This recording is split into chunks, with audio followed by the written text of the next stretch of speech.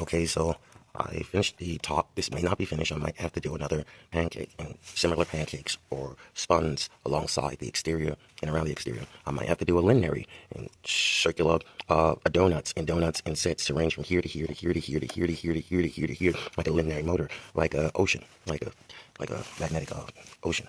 So the same and here. So I wrapped it around here. I applied the LED so that it may in a linear motor straight there, so that the electrical energy winding also illuminate the lighting, so that would be an indicator that there's power going through. I have the switch between these three and these three. I'm going to use a single phase rectifier and a motor driver, a booster, similar to what I have also applied to the boot, which is 350 watts. This is a capacitor.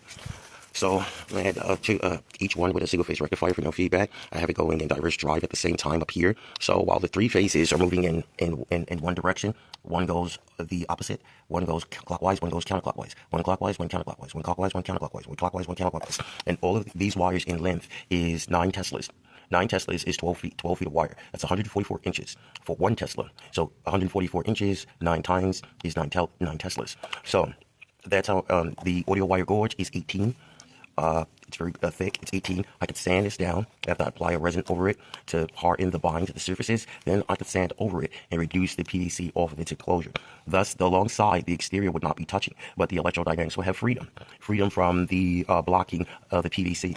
So on both sides, just to go over it with a brush ender after I resin the entirety by adding a thick liquid resin to bind the connection linkage alongside. So the sides to the sides to the sides to the sides, but the frontal layer will be open. None of it will be touching another wire to touch another wire. It just only have freedom. Then I can follow with metal wire and metal wire to align on top. So in the following, aluminum wire. So that these two being local within proximity vector, whereas in the bottom done the same way in the same design. Whereas the aluminum wire and the copper wire, the actual aluminum wire will phase one another. One being cathode, one being anode, releases anodes to there like a capacitor. Just like the copper will release its energy to the other copper coil that's on the bottom. And that will be as a capacitive voltage step-up booster. And then with the iron wire, with magnetic flux density to the second power, to 2 to the 10th power. So that will increase the Teslas of 9 Teslas up. So 9 Teslas multiplied by 1, 2, 3, 4. So it's multiplied by 2, 4, 6 times.